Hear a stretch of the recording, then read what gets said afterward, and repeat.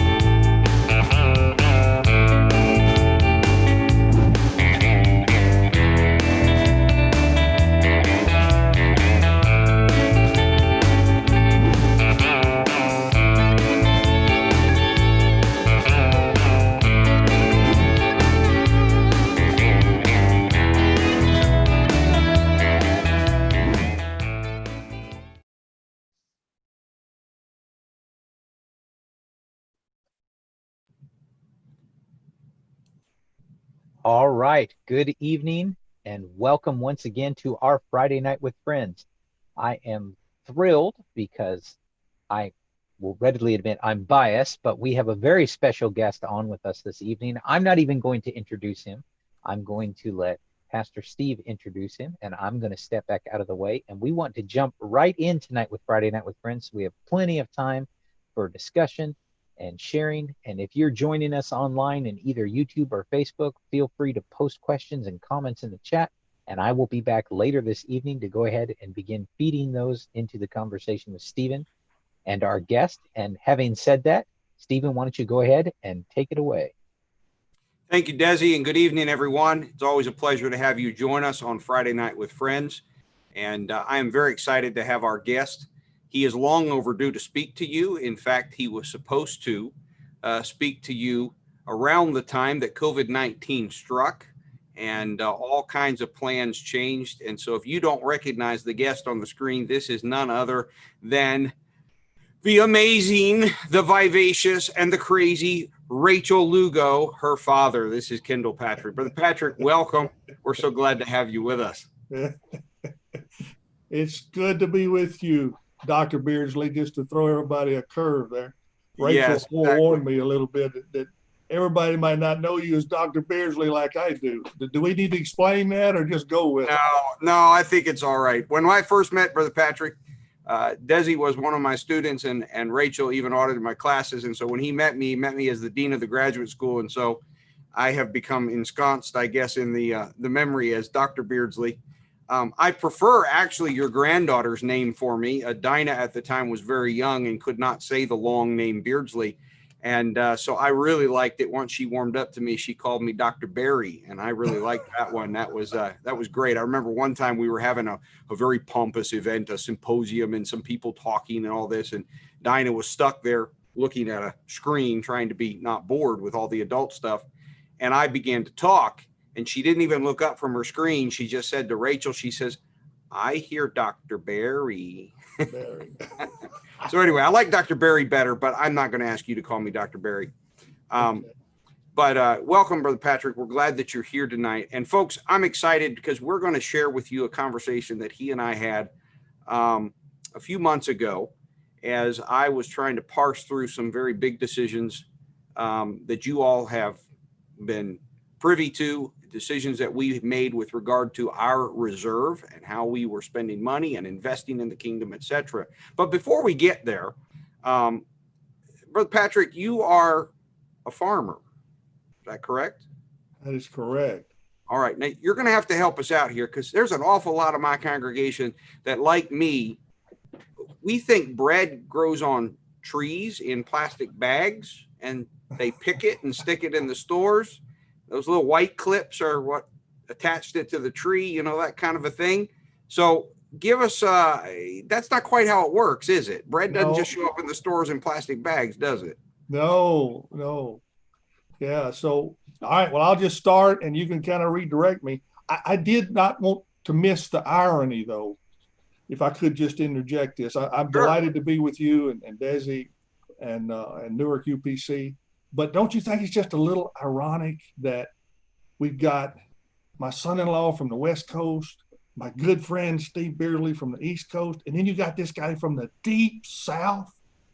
Here we are, friends. Yeah. Absolutely. Anyway, that's the kingdom. That's absolutely the kingdom. So before we jump into talking about what I want to talk about tonight, you're not just any old farmer, though, are you?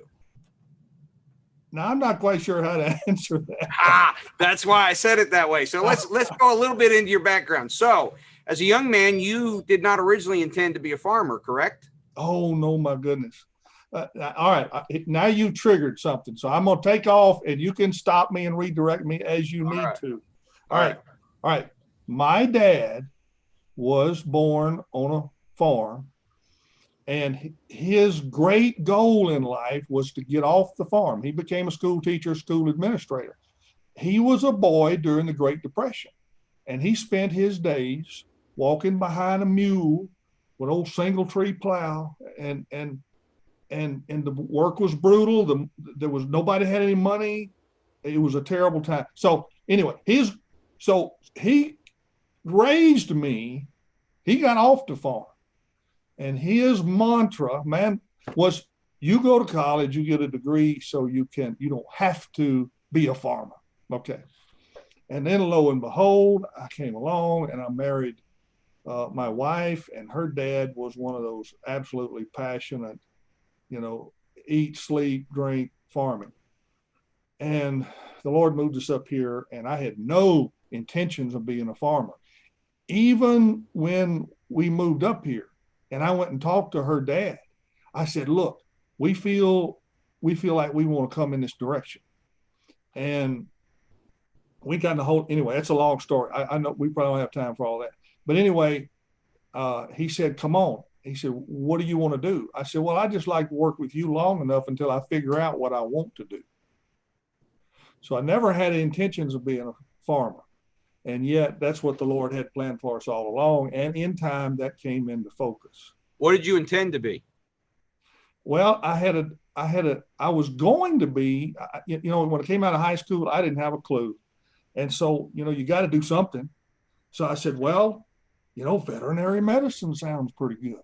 I was born in a rural area, and I've been around farming. My first job was as a teenage, first paying job was, chopping cotton and doing odd jobs around farms.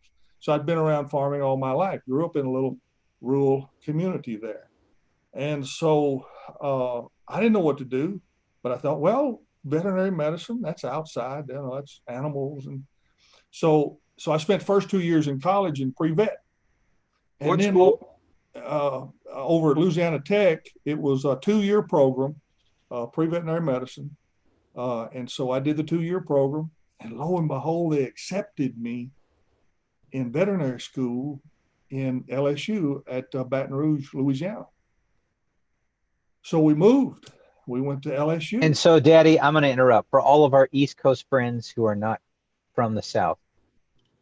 Is LSU, like, does that mean anything? Like, is that one of those schools that people might have heard of in the South? Oh my goodness, that's Louisiana State University. Hey, and if anybody's it's the big school in Louisiana. For those of you who don't get that, LSU is a big deal. You're making the people in Louisiana squirm right now, yeah, because LSU is the big dog, and so I've heard of them in football.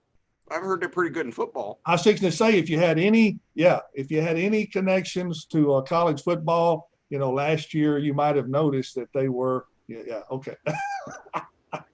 So yes, all you Louisiana State University nutheads were all going crazy because you all were doing pretty well last year. Yes, sir. Ooh, oh yeah, it was. All right, so let's move it along. So you do that. You're admitted to LSU. Do you end up going to LSU? I did. I entered veterinary school, and I'm a little. I have apologies to the veterinary school because I had every intention of becoming a veterinarian. But when I got down there, and I'd been in veterinary school for a few months, something wasn't right. And to make a long, now you'll understand it. I can't tell this to everybody, but you'll understand this. We learned in time. I mean, my wife and I got the Holy Ghost at 17. Is it okay to say I wasn't raised Pentecostal? She wasn't raised Pentecostal, and we like first generation Pentecostals. They tend to be more genuine and authentic than the next generations down. So I like first generation Pentecostals. So imagine us. You got these 2 kids, 17 years old. We get the Holy Ghost. We don't know anything, nothing. We're juniors in high school. We graduate high school. We go to Louisiana Tech. And I spend 2 years over there in pre-veterinary medicine. They accept me to veterinary school. I go to LSU Baton Rouge and thinking I'm going to be a veterinarian. And now I'm in veterinary school for a few months, and I'm telling my wife something's not right. Well, we go to, have you ever heard of Curtis Young? I mean, I know this is old news, but I know Curtis Young. He was pastor at the church Baton Rouge. there, yes. And it was rocking. It was a great church. They were in a revival that lasted like the 3 years we were there. We saw some of the most, anyway, long story short, we realized that the veterinary thing was to get us to Baton Rouge because you got 2 kids that don't know anything about anything. And we got under Brother Curtis Young in that revival they were having, and we learned, it prepared us really, Dr. Beersley, for really the next 50 years of service to the Lord. I know that may be a stretch, but it got us on a foundation. And it got us kicked off. So then where did God take you after that? So something wasn't right. What happened? So I had to go through the process of withdrawing, which was very painful. And so I switched over, for lack of a better direction, I switched over into the College of Agriculture. Because that's really still at LSU. Still at LSU. My dad and my mama had trained me. You go to college and you get a degree. Right. That's just what we do. So, all right. So I switch over to the agronomy, which is row crop agriculture. It's just the College of Agriculture. And so I get a degree in agronomy, but I still don't intend to be a farmer. There's lots of things in agriculture that you can do that does not involve farming, the actual farming. You can be in ag business and all kind of finance, and the finance side or the sales side, and equipment, seed, fertilizer. It's a huge industry. So do farmers at this time in the 1970s, I'm going to slightly reveal your age. Yeah. Do farmers have Bachelor of Science in Agronomy? Is that like a thing? Yes. Oh, Is it common for farmers to go get agronomy degrees? oh, nowadays, absolutely. How about 1970? No, no, I was really in that vanguard in that generation. The farmers that I came up under were very few in our area. And I don't know about the country, but I assume it was the same. Very few had college, very few were college educated, but my generation, my age, were getting college educated. And so it was for the first time. And yeah, and today, oh yeah, the men that are successful in farming today, the bulk of them are highly educated. Yeah, in fact, they even get they'll do the master's degree in ag, and they'll get an MBA, and some of them, and so yeah, it All is right. common today.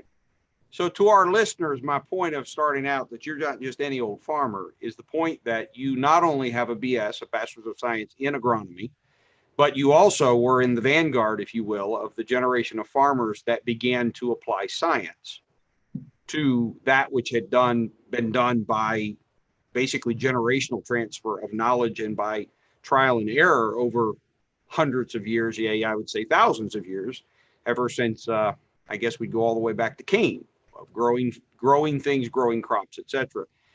So in the context of that Newark UPC, the reason that I want to kind of share this conversation that I had with Brother Patrick is I have found within the scriptures, and I am not a farmer, ladies and gentlemen. I do not. I am a house cat. I don't like the outdoors. I'm not a hunter. Brother Patrick and I are two very different birds. We have great respect for one another, but we come from two very different parts of the country. We do very different things with the hours in our days, and but we serve the same King, and that's what binds us together. Despite diversity, we serve the same King.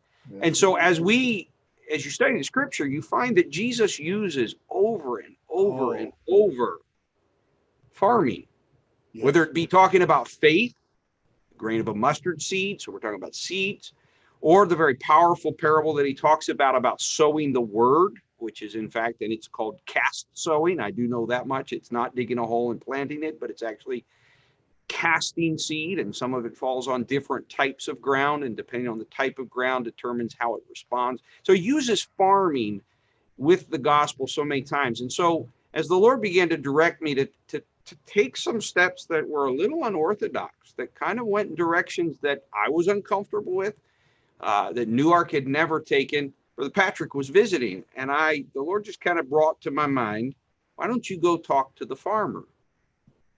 So I went over and I spent a lot longer than I planned to. I actually ended up eating a meal and enjoying it. Rachel's a great cook, as you all know. And so I ended up sharing a meal, and Brother Patrick and I sat at the end of the Lugo dining room table, and I asked him about some things with regard to farming. And so, Brother Patrick, I'm going to start with one of these questions that I asked you that night. I want you to talk to me about seed, and specifically, and I know things have changed a little bit into today, so our analogy or the way Jesus would be speaking of seed. But I want you to talk about seed, where it comes from, its scarcity, its importance to save it, and the risk that's involved when you have to plant it. In other words, come back full circle. Because the seed doesn't come at the seed store, does it? The seed actually comes out of the plants that came out of the ground that you had to plant the seed to get. Talk a little bit about this as a farmer, all of this that's involved of our seed and what's happening with seed. I'll start, and you kind of trigger it along as we need. The life is in the seed. It's not the fact that Jesus would use a seed to illustrate, to mirror the word, is powerful.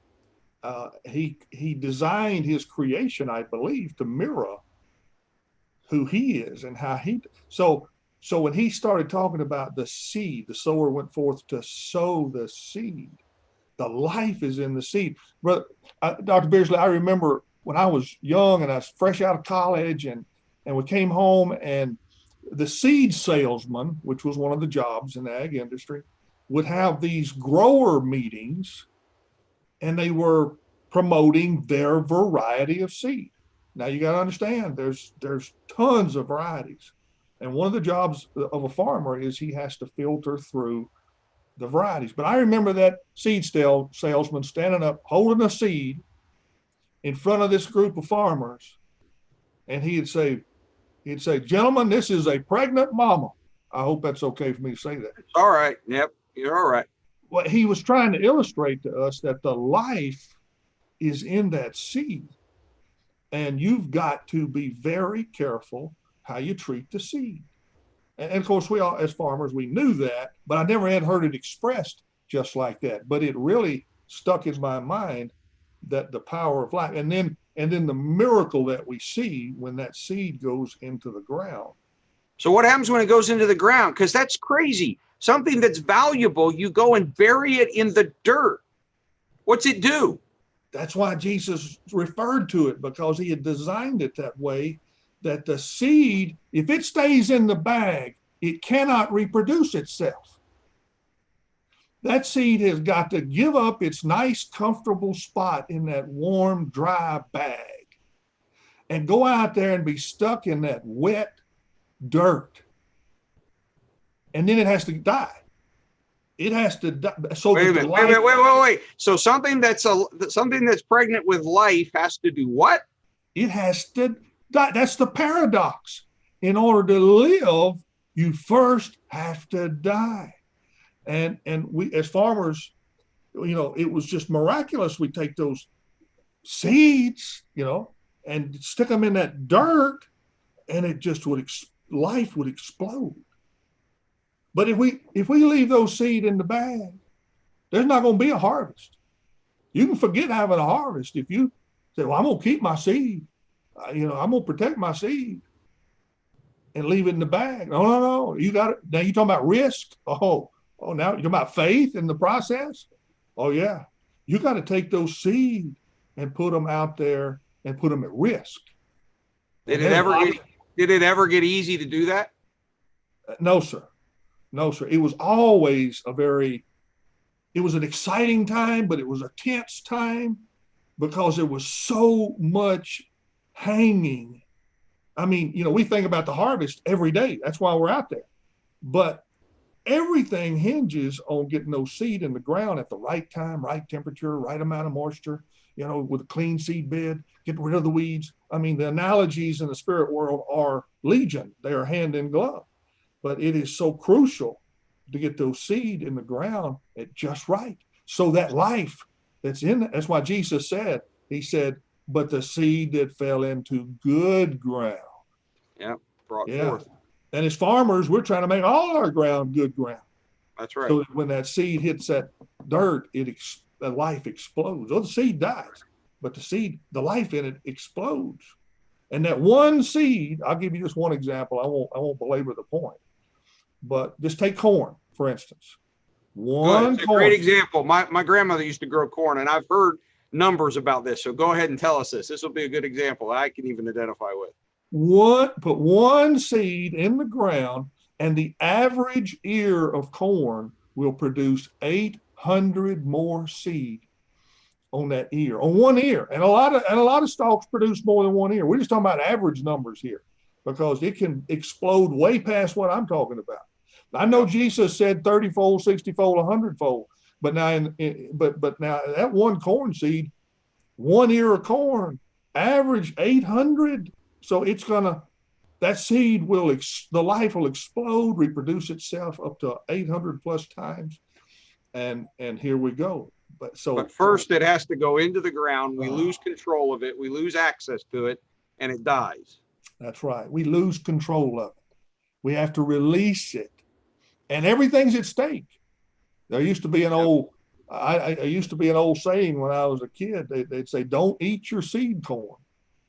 I've heard that. My grandmother used to say that. Yeah, because you're out of business. You got nothing to plant. Yeah, you have to take care of that seed. And yet that care to not eat the seed corn, don't make it into bread, don't use it to make corn muffins, et cetera, et cetera.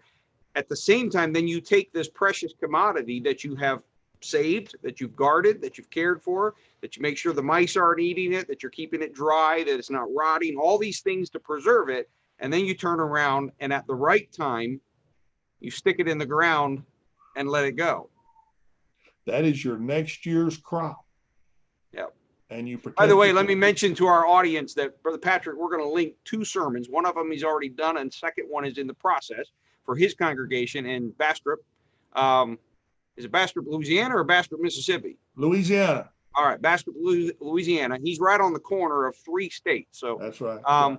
And so we're going to link those in our media archive, and he'll have a lot more detail where he is sharing about the farm, about farming, and about the gospel. So a lot of this tonight, we're going to hop, skip, and jump around a little bit. Don't be frustrated. We're going to have even more resources that you can go and get the background on it. Okay, so we've talked about the seed. So now you plant seed, and then you go out and start harvesting the next day, right? Yeah, right. What? Yeah. You don't immediately see a return? Oh my word. Talk about the wait then. Tell me about this wait, because that's what I'm in the middle of right now. We're planting seed. Woo. Most of our, I didn't mean to interrupt you. Most of our crops are what we call 120-day crops. That's why Jesus said, don't say 4 months. See, 4 months times 30, 4 times 30, Yep. 120. So when I say most of our crops were 120 days, and I'm talking about from planting till the time it's dried down enough to where we could mechanically harvest it, 120 days. I know the crop will be physiologically mature in 90 days or less, but you can't mechanically harvest it until it's dried down, and that takes about 120 days. So, so this 120 days, that's just the growing season, as we call it. Now, boy, the Bible's agriculture is all about seasons and windows. All right. I mean, and it so mirrors the kingdom of God. I just believe there's seasons in the way that the kingdom of God operates. And I know Jesus throws us a little curve every once in a while here, especially with that comment about don't say there's 4 months to the harvest, but that's a different topic. When we put that seed in the ground and that life explodes, then farmers are thinking, okay, how can I get this plant to reproduce and then get it to harvest, to the harvest season? Well, it's fraught with risk. I mean, if the Lord of the harvest is kind to us and gives us good seasons, and so where we have opportunity to nurture that little young plant, because it's subject to too much rain, not enough rain. The insects go to eating on it. Oh my goodness, our disease. There's a million diseases that attack. So you've got insects, disease, and heaven help us with the weeds. Dr. Beardsley, I came along at the right time when modern science was giving us serious tools to combat the weeds. Now you talk about spiritual analogies. Absolutely. I was going to say, Jesus talked about that a whole bunch, didn't he? Oh, well, I in fact, you'll be lucky if you get me off this thing tonight without talking about weeds a little bit, because the analogies are so powerful, and I live that. I watch that. But you got to fight. You know, when God told Adam, you're going to have to earn your bread by the sweat of your brow, Adam had no idea what he was fixing to get into, because the weeds are more aggressive than when God cursed the ground. Then the weeds became more aggressive than the plants you're trying to raise for food. So you're just in a fight. And then you got the insects and you got the diseases, and it's a miraculous to me today. When I was at LSU 100 years, well, not quite 100 years ago, but they were telling us, boys, we can't produce enough food to feed the world. The population of the world is fixed to outstrip our ability to feed them. We're headed for famine. You boys got to do something. You got to produce. Well, what they didn't know then, and what the genetic engineers were able to do that nobody could have imagined, is that they unlocked the God-given ability in those plants to produce beyond anybody's imagination. you and I can imagine what it was like in the Garden of Eden, or at least I can, because being around agriculture and seeing the power of the plants to reproduce, that Adam didn't. He could manage the garden, but he didn't have to work it, because it was producing. And so even when God cursed the ground, that explosive potential is still in those plants. It's just so many things working against it. And in the spirit world, I believe, in the church, in the kingdom of God, there's explosive potential like that. It just takes so much work and so much effort to get it unlocked. And it's not for the faint of heart. It's not for those that don't want to work hard. I mean, it's like farming. You just got to love it, be passionate about it to see it unlocked. But anyway, the genetic engineers came along, and here we sit 50 years later, and agriculture is able, and the population of the world is way, way, way more than it was 50 years ago.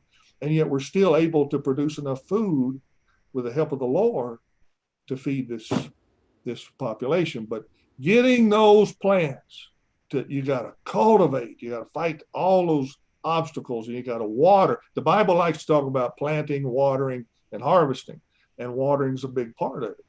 Rainfall produces some of that, but irrigation has become a major component in our ability to produce the quantities of food that we do today.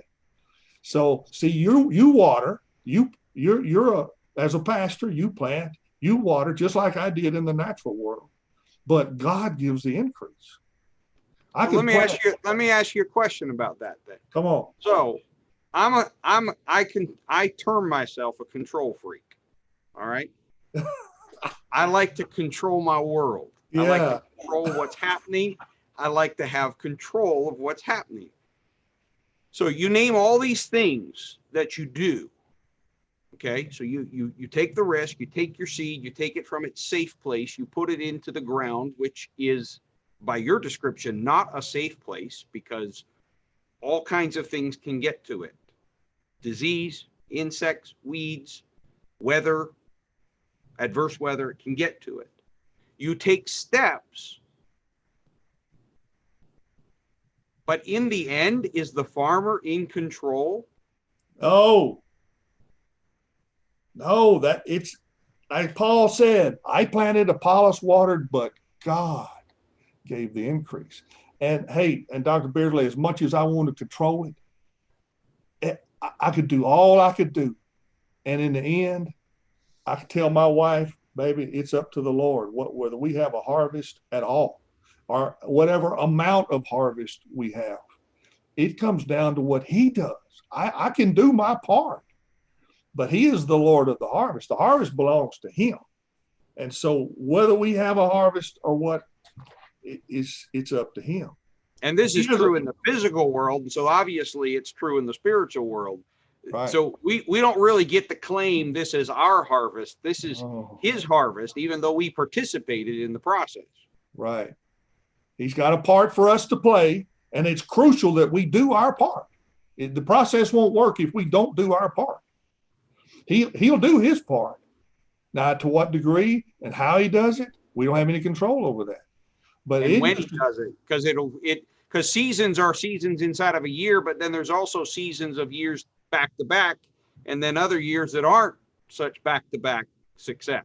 That is a great point, and I wish I could describe that to where everybody could understand. In one year, in one agricultural year, there's seasons. But then if you take a lifetime, you take the 40 years I farmed, I can see seasons in that 40 years to where, these, so yeah, I'm not equipped to really describe that part of it really well, but you see what I mean. Well, and I think this is not to get off on a topic that everybody right now is going to groan when I say this, but this is where the concept of the Sabbath year comes in, because as you and I both could get into the did you also study chemistry while you were in school? I almost had a minor in chemistry. Now, I don't mean to sound bragging, but I was in life sciences, and I thought I was going to be a veterinarian. And so they throwed lots of chemistry on us, physical, organic.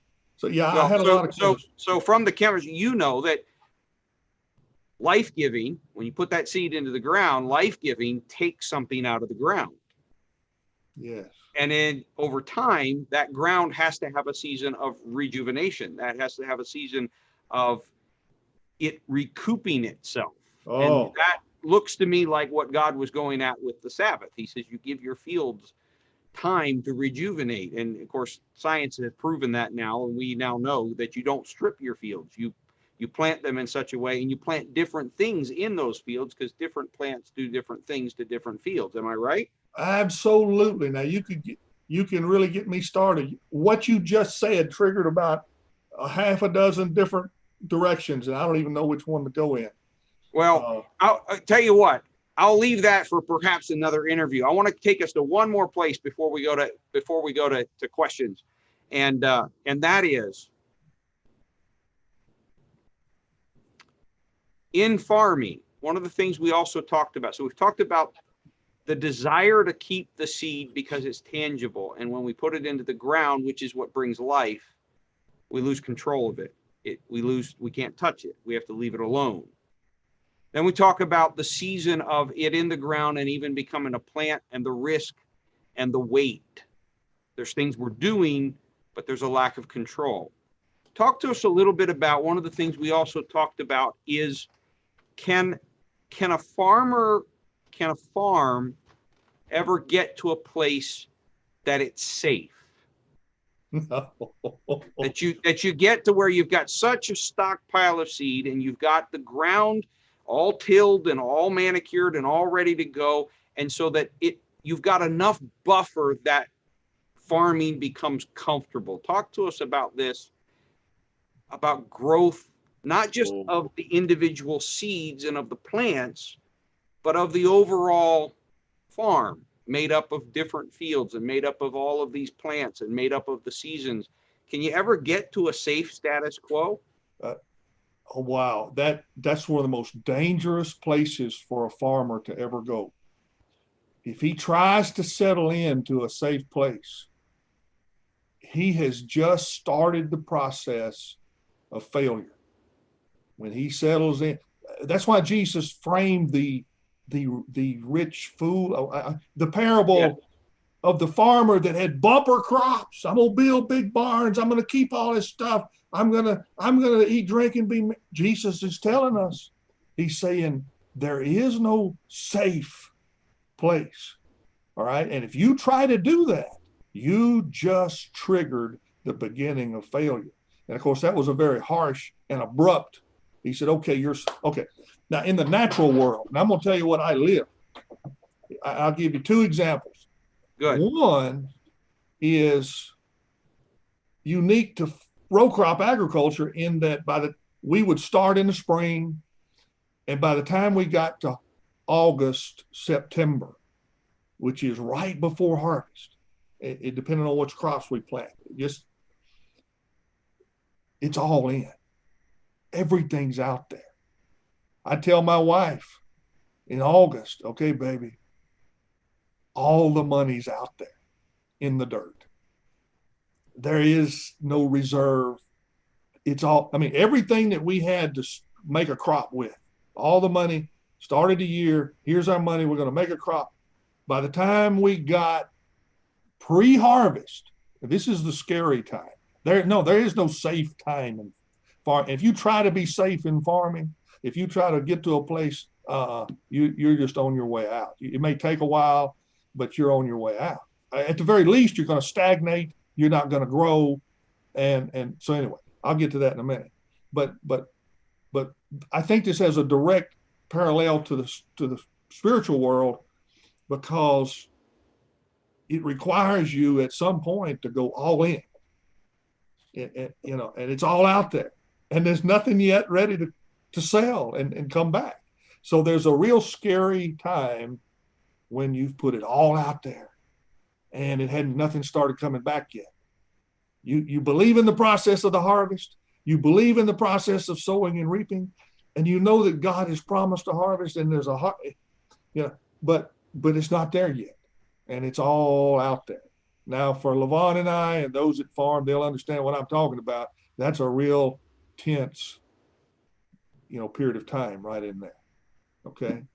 The second example I'd want to give is that when a farmer decided, okay, I'm through growing, I'm happy with the size of my farm, with the equipment I got, with the money I've got in reserve. I like where I'm at. This feels good. So I'm just going to coast on out.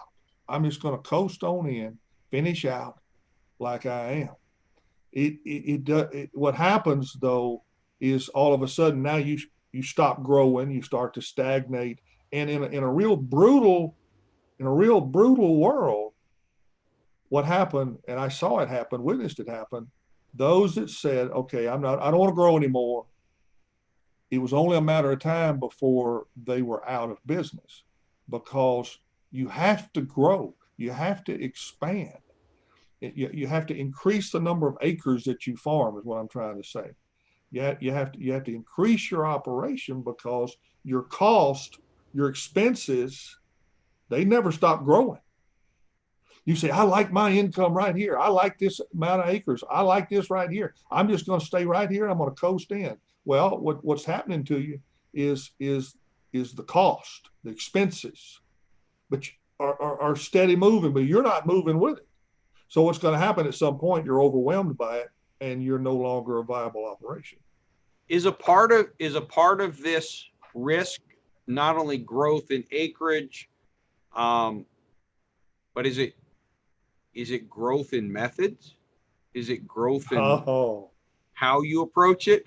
So let's start. Desi, you can type up and tell folks to start pumping their questions at us. This is my final question for tonight. There's so much more, Brother Patrick, we can talk about. I'll have to have you come back again. And I got to do it. I'm not, your kids don't get you. I want to have more conversation with you. So we're going to have to do it after my sabbatical. When I get back, we'll have you on again. But I want to ask one more question. It's a leading question because we've talked about this before.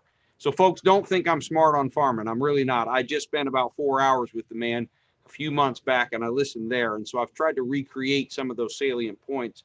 So talk a little bit about, and then we'll move into questions. Talk a little bit about generational movement. So in other words, you come back and you come farming under Levon's dad. Is that correct? Yeah. And he's got one mode that served his day and served his, and here comes this young upstart, got a BS in agronomy and blah, blah, blah. And you want to start tell a little bit of that story. My father-in-law had been a very successful farmer for 35 years. And when I got out of college, they were telling us, boys, we got problems. And they were describing my father-in-law and his generation of farmers. And he said, we're using up the organic matter in the soil. And I'll try to keep the details to a minimum. The big picture was, when I first started working with him, he'd say, you see that guy over there? He's not going to make it because he's trying to do everything like his grandpa did. He's trying to farm like his grandpa. And you can't do that. You got to change. You got to adapt. You've got to, there's better farming methods, but he wants to do it. I'm doing it this way because my dad and my grandfather did it this way, and that worked for them. That's good enough for me. And my father-in-law would tell me he's going out. He's not going to make it. And he was right. Well, then I come along, and now he's the old man. And I'd say, hey, we need some crop rotation. We need some irrigation. We're getting hammered. The organic matter was in this soil when you cleared it, it's about used up. He's raising one crop of soybeans, no irrigation, no crop rotation. And he's saying, we don't need all that. Said, I've been here 35 years. This has worked fine. This is always going to work fine. And I'm thinking, now this is the man that told me, you got to adapt. But now he's telling me what I'm doing is fine. We don't need to change anything. And so, as in, he did not feel it was necessary to irrigate? No, he was resistant. He said, we don't need to irrigate. I haven't had to irrigate for 35 years. Why should we have to do that now? Well, 1980, I could tell you the stories. You'll hear this if they listen to the lessons that I'm teaching, about farming, and the way I kind of titled that was, what has farming got to do with going to heaven? And I talk about that a little more, so I won't stay there. But we had nearly two not near crop failures in 4 years, 1980, 1983, like took us under. And And anyway, he said, we don't need irrigation. We don't need crop rotation.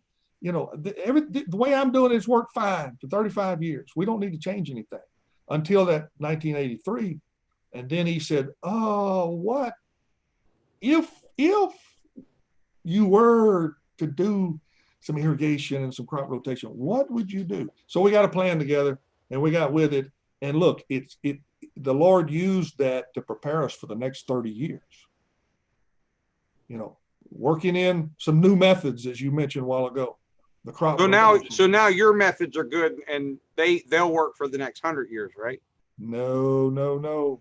I've only been, hey, Dr. Beardsley, I've only been out of it since 2012, 8 years. And if I tried to go back into it right now, I would look, methods change so rapidly, seed varieties, chemicals, the equipment, I'd have to be re-educated. You think of a guy that's farmed 40 years, he could just waltz right back out there and just pick it up where he left off. Oh, no, you better. So the principles of life and of the seed don't change, but the applications are constantly changing. Dramatically. And and it's so uncomfortable. I don't like it. Now I'm the old man. Now I'm the old man and I'm saying, I don't like this. I don't like that. I want to do it like I've always done. Yeah. But and my brain's screaming at me, Kendall, you're doing the same thing your father-in-law did. You're doing the same thing those others. You got to be open to the new methods. And so I'm trying, but boy, this mentality, when you get older, you don't want to change because everything I've done in the past worked, but now it's not working. So what do we do? And see, folks, we're in the middle of this. And here, Desi, I'm going to have us step back a little bit. We've gotten more than enough in for the concept to get out, but we're facing this with COVID-19, Brother Patrick. I believe we're facing a new enemy. And I believe it's both physical and spiritual.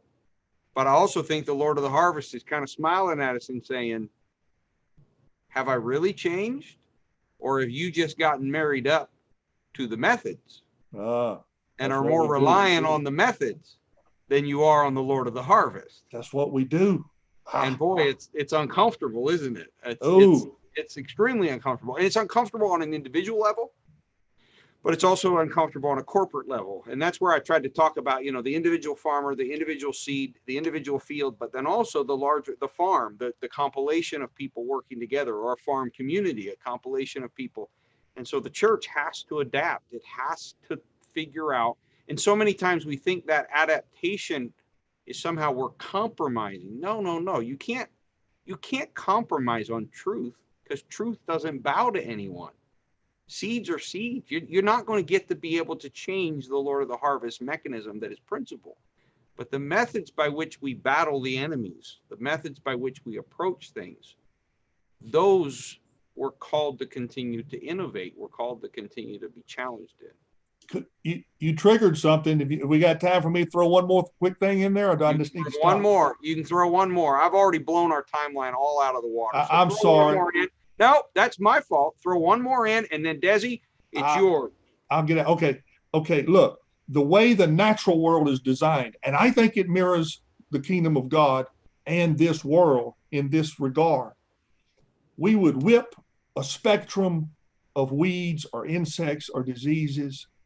We would whip on it, and we just about get that kind of, I could name the weeds, it wouldn't mean anything to you, but this spectrum of weeds was horrendous. And then we kind of got them under control. And when we pretty much eliminated them, guess what happened? A weed we'd never heard of, an insect we never heard of, a disease we never heard of, jumped in there to fill the void. We created a void. We got evil whipped, right? Yeah, we done figured it out. We done figured out how to whip the devil, right? We got it all. No, we get them whipped down, and something would pop up that nobody ever heard of. And here we would go again. What are we going to do? We don't have any tools. We don't have any knowledge of this. So we would have, everybody would have to jump in there working together saying we need a new method, new equipment, new herbicides, new insecticides, and everybody go to work saying we got to figure out how to address this new problem. Well, if we'd have tried to keep doing what we'd been doing, it would have just wiped us out. You can't stagnate, but evil won't let you stagnate. Or if you try to, evil will overwhelm you. It would have overwhelmed us and put us out of business. That's right. That's right. Yeah. So, okay, I'll stop. All right. All right. Desi, do we have questions? I hope, folks, that you are thinking this through, both in personal application and in corporate application. I'm terrified, people. I don't know what I'm doing, but the Lord of the harvest is telling us what to do. And I'm like, you got to be kidding me. This makes no sense. This is what my daddy did. It's all in. It's all in. That's all right, farming. Desi. Yep. Take us to some questions. Sure. We have several. Let me lead off with a question that's not on there, but just for our audience, Daddy. You say row cropping. Please tell our audience what row cropping is and what you farmed for 40 years. Great question. Soybeans, corn, rice, wheat, milo, grain sorghum is milo, bird seed. You go to the store, you buy you some bird seed, that's milo. Yeah, a grain sorghum. And they all grow in rows. Is that the deal? They all grow in rows? Is that why it's called row farming? Crop? Right. Yeah. Yes. Just want to make sure everybody was clear on that. So you spent 40 years doing row cropping, basically different kinds of grain. That's right. Okay. Just wanted to make sure you didn't grow cabbages. No. Or other things like that. Not that there's anything wrong with that, but I'm saying you were a grain farmer. That's what you did. Was row cropping. Thank you. You're absolutely. All right. So question, do you feel that churches go through seasons of planting and growing and winnowing and harvesting and these different things you've talked about? Absolutely. They go through seasons. And the easy part for me, since I understand the seasons of farming, is it doesn't alarm me or surprise me at all that churches go through seasons of planting, watering, cultivating, fertilizing, and then the harvest. Oh yeah, individuals go through that. Churches go through that collectively, corporately, as Dr. Beardsley says. Absolutely, I do. Now, I will. Do you want me to inject a little curveball there, or just leave it alone? No, you inject whatever you want. we like curveballs. Well, this one always bothered me a little bit, and I felt like the Lord helped me understand. When Jesus said, "Don't say there's 120 days to the harvest. It's white and look, it's white on the harvest. We just need laborers." Well, I think I've lived to see that. And what I saw is, I'll give you one quick example. Well, no, we don't have time for that. But in the natural world, for me to look out and the harvest is already ready, that means somebody went before me and planted and watered, and I just came along at the harvest. I just showed up when the harvest. So I've lived to see where I was in on the harvest of other people's planting and watering that I don't even know. I don't even know those people. I don't even know who they are. But they planted, they watered, and I came along and I saw the harvest. Do you get to just harvest? That'd be kind of cool. Yeah. But here's the flip side of that, Desi. You're not going to see the harvest to a lot of, I say you, I'm talking about me and you and all of us. Mm-hmm. Yeah, but we're not going to get to see all the harvest either. We're going to plant, we're going to water, and somebody else you don't get to just harvest, walk onto other people's fields and harvest. And it also means we don't get to see everything we plant either. Is that what you're saying? I'm saying you can plant, or we plant, we water, but some of that harvest is going to be done by somebody else. Because the harvest is not going to be ready till we've moved on, or we're off the scene, or whatever. And I could give a real world example of that, but I don't know that we've got time for that.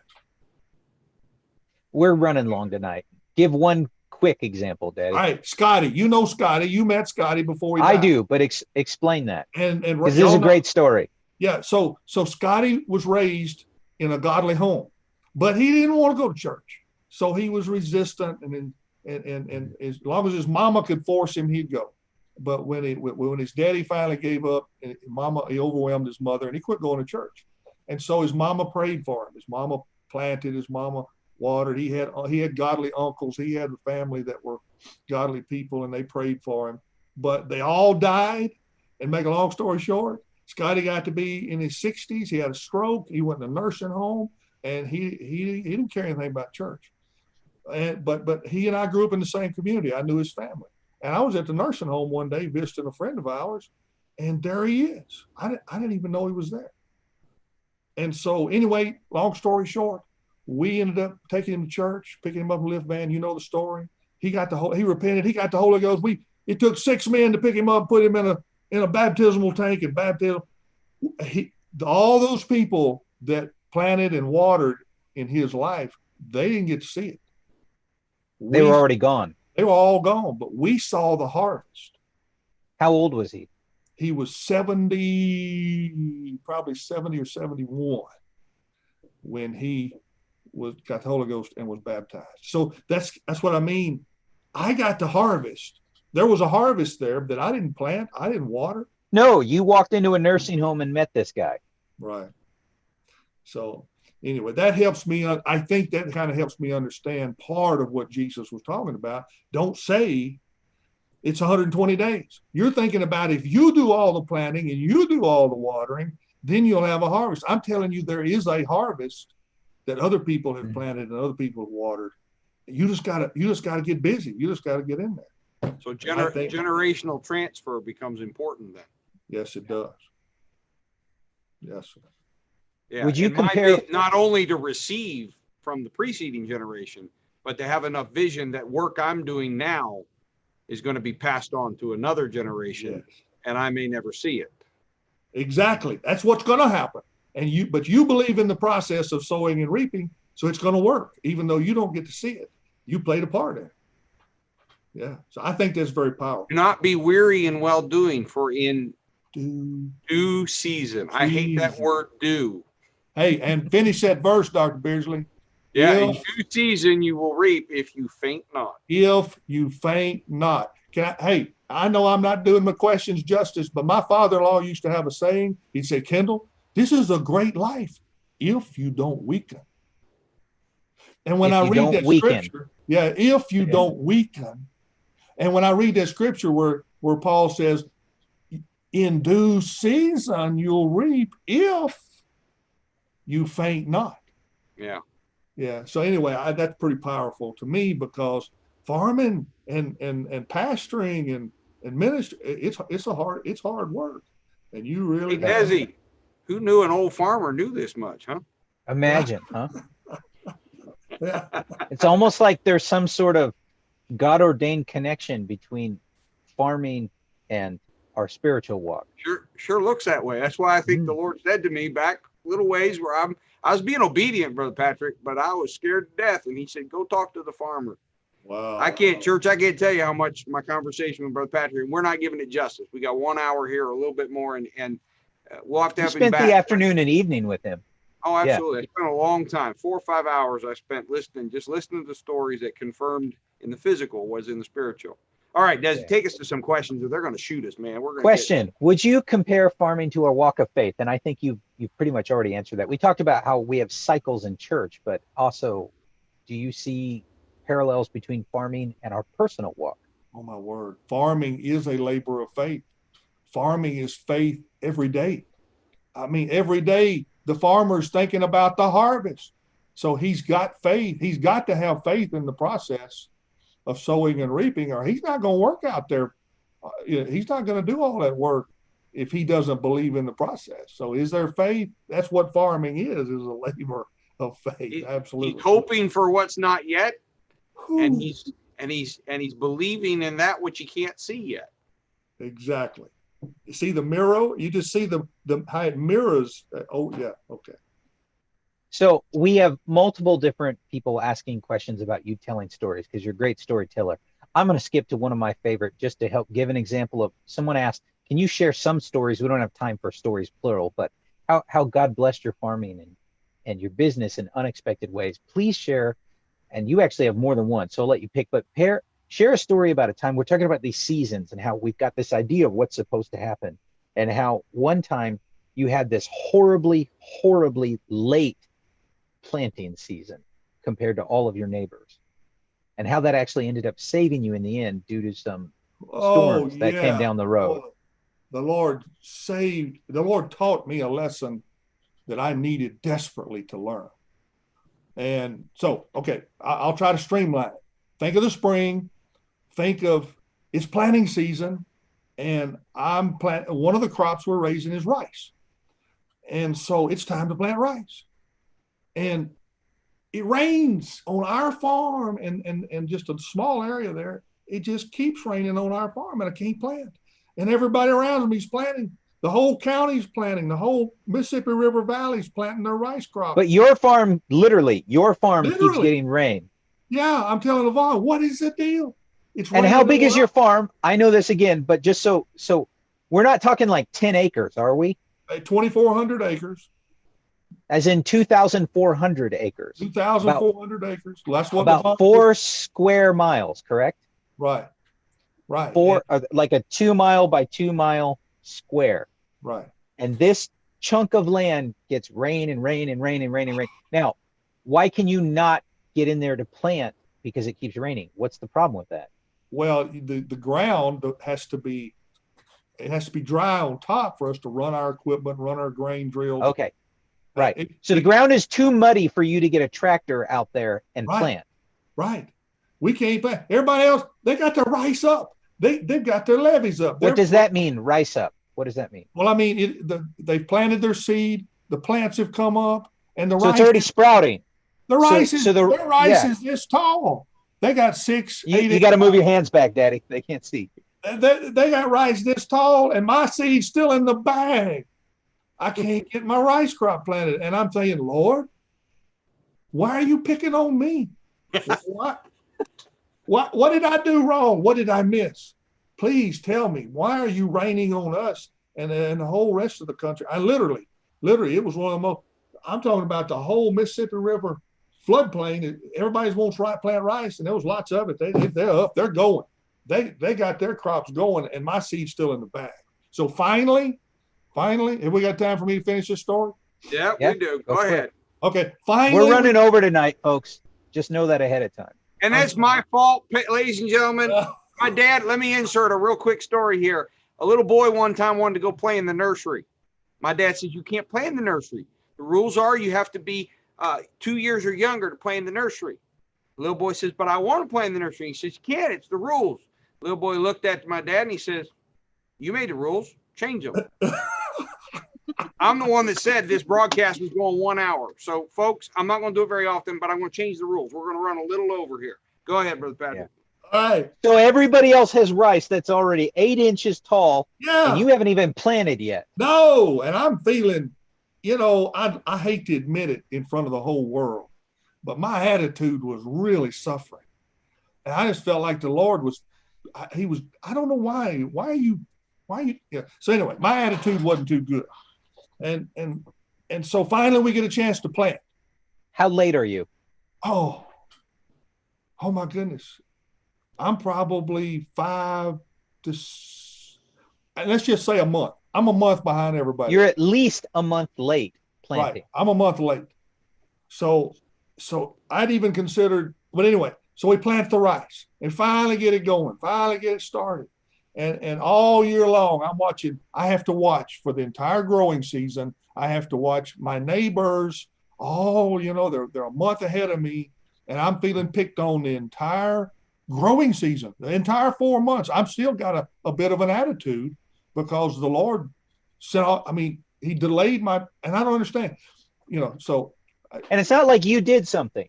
It's not like you were negligent. Oh, no. It literally rained on your farm for so long and the ground was so muddy, you couldn't plant while all your neighbors did. Yes. And I was ready.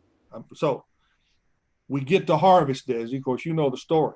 But folks, we get to the harvest. And you're not ready to harvest. I'm not. My rice is green.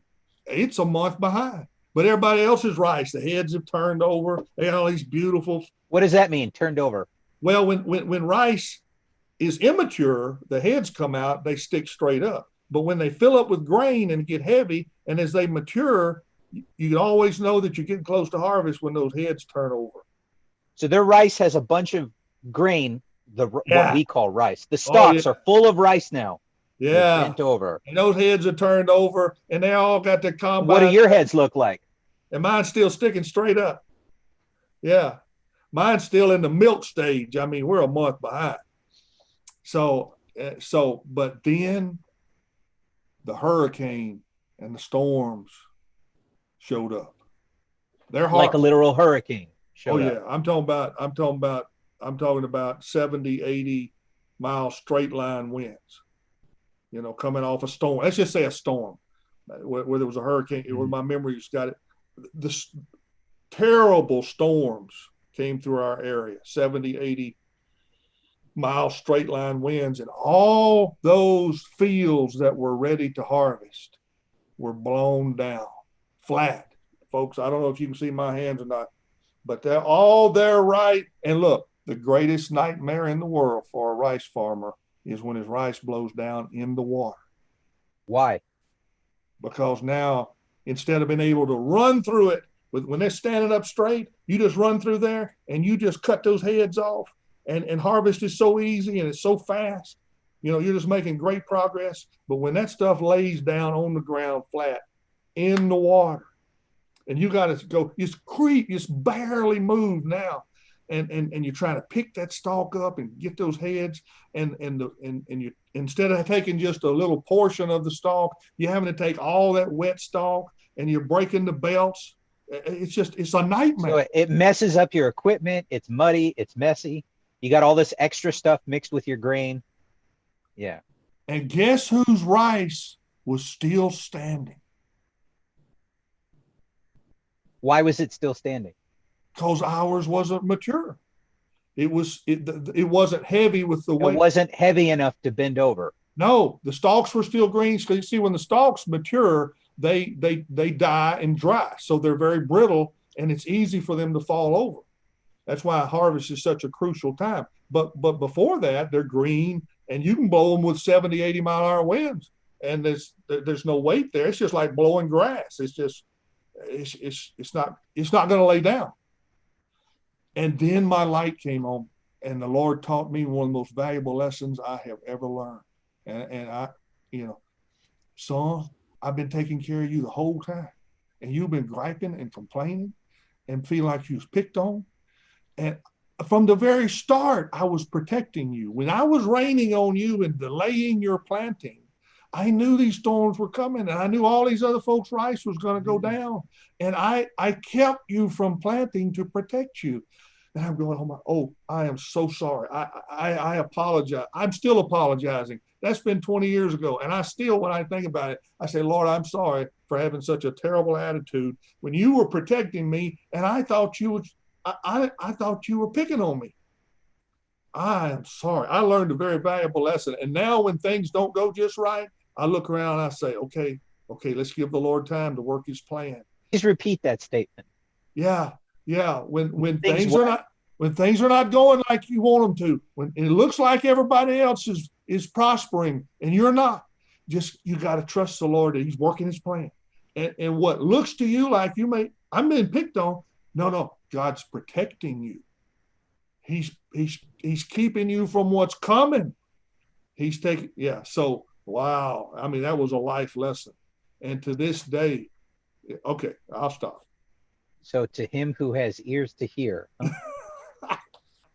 Ooh, I can tell you. Anyway, we're out of time. I can't keep telling these stories, but. Hey, folks, now you know why I had Brother Patrick on. It has absolutely nothing to do with Rachel. Rachel's going to claim this. It's her daddy. I'm telling you, folks, I met him through Rachel. That's it. Rachel has nothing to do with this. This is all about Kendall Patrick. This is about a farmer who's got some insights. I'm telling you, when we get those 2 lessons up from him, one of them will be up within this week. The other one will be a little bit delayed. Go and listen to them. There's more richness that this old farmer's got to tell you that has to do with our lives individually and has to do with the life of the church. And I'm telling you, man, it's rich stuff.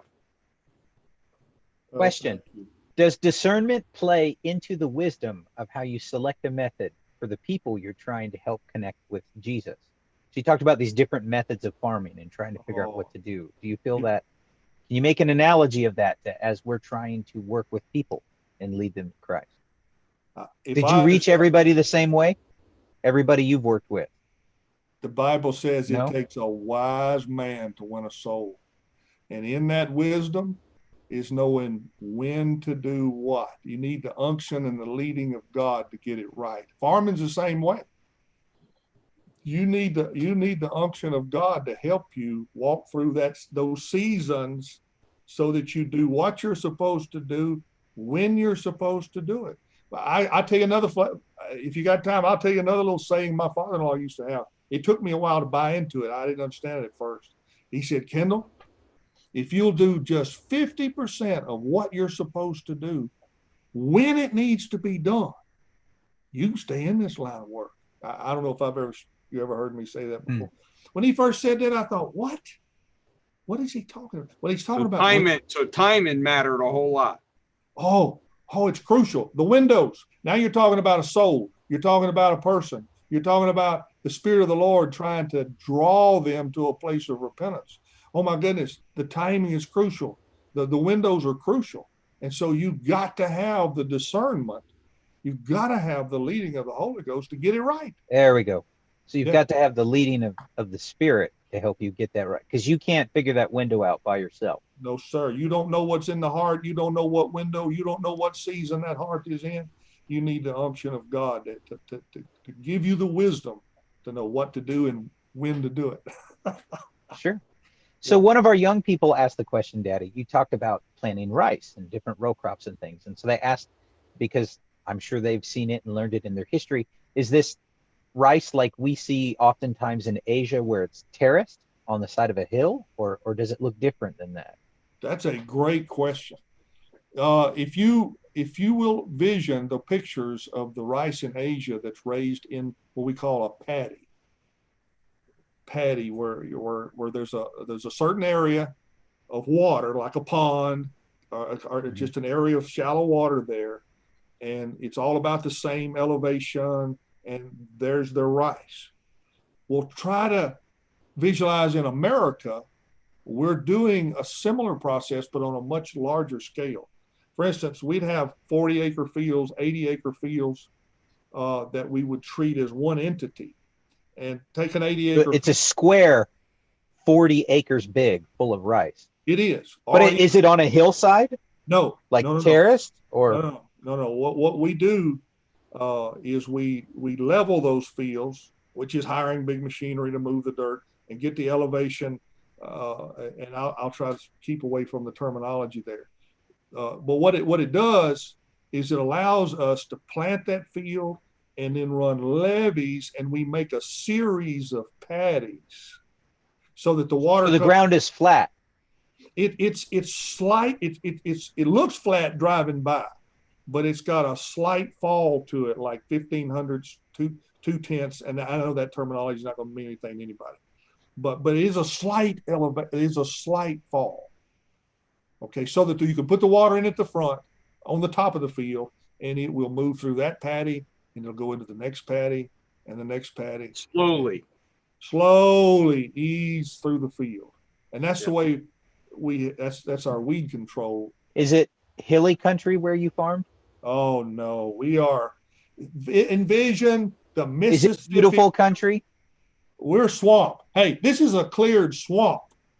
That's what it is. It's flat. I'm being mean. It's ugly, flat, brown, muddy swamp. You got to be raised here to see the beauty in it. Desi comes from the West Coast, and it all looks like a ugly swamp to him. But I grew up with real mountains. This is a different conversation for another time. I remember, quick random story here. I'm with him, and he's like, just over that.